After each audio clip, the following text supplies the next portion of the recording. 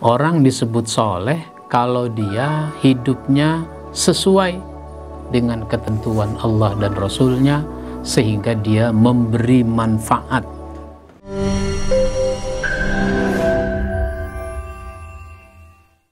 Assalamualaikum warahmatullahi wabarakatuh.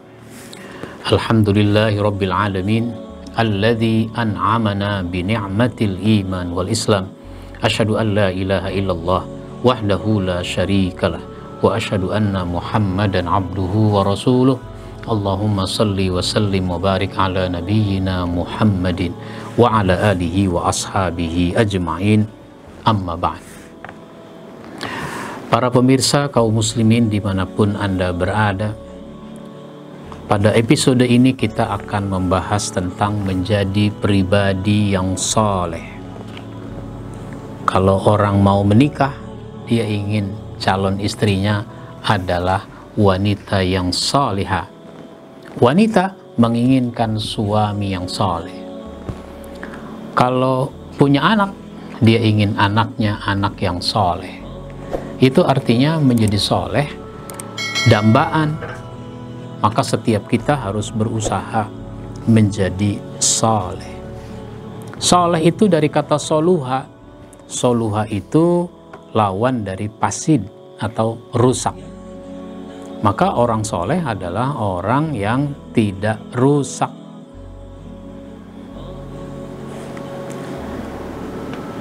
Maka soleh itu bermanfaat dan sesuai.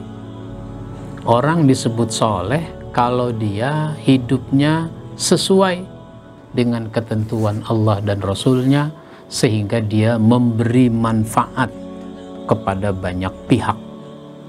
Hidupnya bermanfaat, jalan hidupnya sesuai dengan ketentuan Allah Subhanahu wa ta'ala. Oleh karenanya, begitu mulia menjadi soleh. Karena begitu mulia, ternyata yang ingin menjadi soleh bukan cuma orang-orang biasa seperti kita. Bahkan para nabi ingin termasuk ke dalam kelompok orang yang soleh. Misalnya saja, Nabi Sulaiman alaihissalam. Namanya nabi kan udah soleh, di atas orang soleh. Ternyata Nabi Sulaiman masih ingin dimasukkan ke dalam kelompok orang soleh. Allah berfirman di dalam surat An-Naml ayat 19.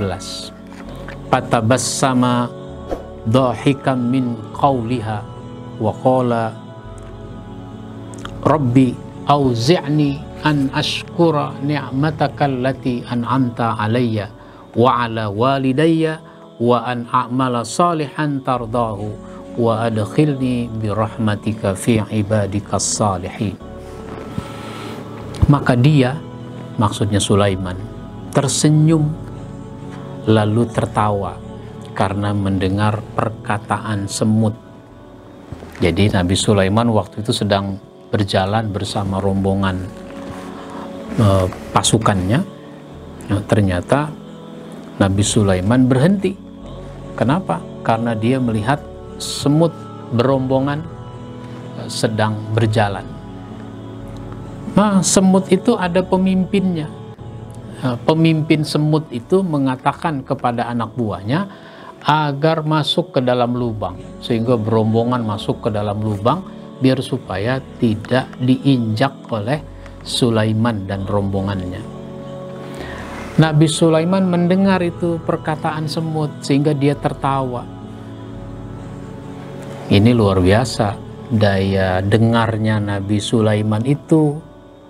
Kita pernah nggak mendengar suara semut? Kita tidak pernah mendengar suara semut. Jadi daya dengarnya Nabi Sulaiman itu luar biasa. Suara semut dia dengar.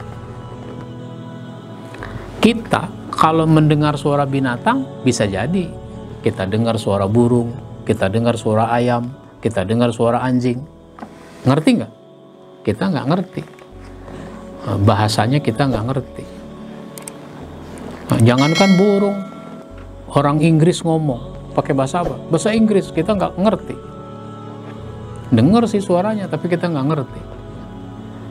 Orang Arab ngomong, Kita dengar nggak? Dengar omongnya orang Arab, tapi kita nggak ngerti juga. Kenapa? Kita nggak bisa bahasanya. Orang Cina apalagi, orang Cina ngomong, kita dengar bahasanya, tapi kita tidak ngerti. Nah, Nabi Sulaiman bukan cuma dengar, tapi ngerti. Nah, lalu dia berkata, karena isi perkataannya adalah doa, maka dia berdoa, ya Tuhanku, anugerahkan aku ilham untuk tetap mensyukuri nikmat-Mu yang sudah Engkau berikan kepadaku dan juga kepada kedua orang tuaku, dan agar aku mengerjakan kebaikan yang Engkau ridhoi, melakukan amal soleh yang Engkau ridhoi, dan masukkanlah aku ke dalam hamba-Mu, ke dalam hamba-hamba-Mu yang soleh. Jadi Nabi Sulaiman berdoa biar supaya dimasukkan oleh Allah ke dalam hamba-hamba yang soleh. Jadi ini Nabi Sulaiman pengen menjadi orang soleh. Ada lagi misalnya Nabi Yusuf alaihissalam. Nabi udah jelas soleh, tapi ternyata Nabi Yusuf ada lagi tuh doanya. Disebutkan pada surat Yusuf ayat 101. Rabbi qad ataitani minal mulki wa 'allamtani min ta'wilil ahadits fatiras samawati wal ard anta waliyyi fid dunya wal akhirah tawaffani musliman wa alhiqni bis salihin.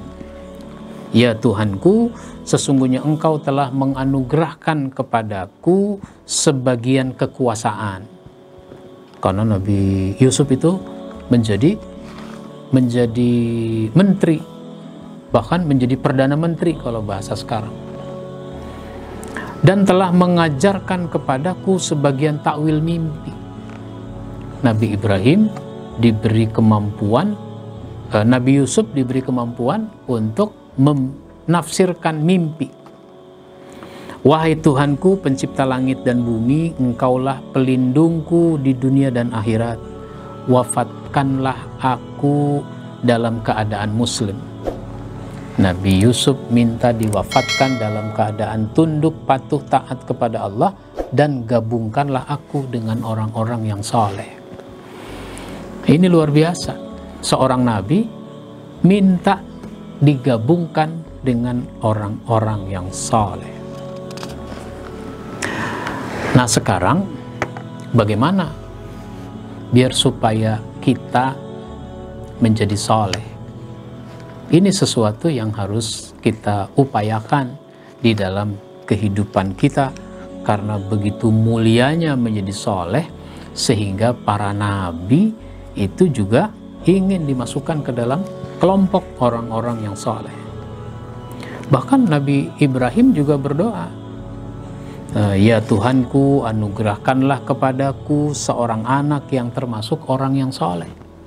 Surat As-Saffat ayat 100. Jadi Nabi Ibrahim itu ingin punya anak, bukan sekedar anak, tapi bagaimana anak ini menjadi soleh. Anaknya anak yang soleh, bukan sekedar menambah jumlah orang, tapi yang dia inginkan adalah anaknya menjadi soleh. Maka apa yang diinginkan oleh Nabi Ibrahim pun dipenuhi oleh Allah Subhanahu wa Ta'ala, sehingga anak-anaknya pun menjadi anak yang soleh. Disebutkan dalam surat Al-Ankabut surat 29 ayat 27, dan kami anugerahkan kepada Ibrahim, Ishak dan Yakub, dan kami jadikan kenabian dan kitab kepada keturunannya, dan kami berikan kepadanya balasan di dunia, dan sungguh di akhirat dia termasuk orang-orang yang soleh. Maka menjadi pribadi yang soleh, punya pasangan hidup yang soleh, punya keturunan yang soleh, itu merupakan kebahagiaan bagi seorang muslim. Karenanya kita berusaha untuk menjadi orang yang soleh, dan kalau kita ingin anak-anak menjadi soleh, maka kita pun harus berusaha untuk mendidiknya biar supaya mereka menjadi soleh. Jangan cuma berdoa. Doa kita lakukan, kita panjatkan, tapi mendidik juga harus kita upayakan agar mereka menjadi soleh. Dan untuk menjadi soleh diperlukan kesungguhan. Semua kita bersungguh-sungguh karena banyak kendala, banyak tantangan, banyak orang tidak suka kalau kita menjadi soleh. Siapa yang tidak suka? Orang-orang yang digoda oleh syaitan, orang-orang yang tunduk patuh kepada syaitan. Insya Allah nanti kita sambung bagaimana kita memiliki sifat-sifat agar kita termasuk orang yang soleh.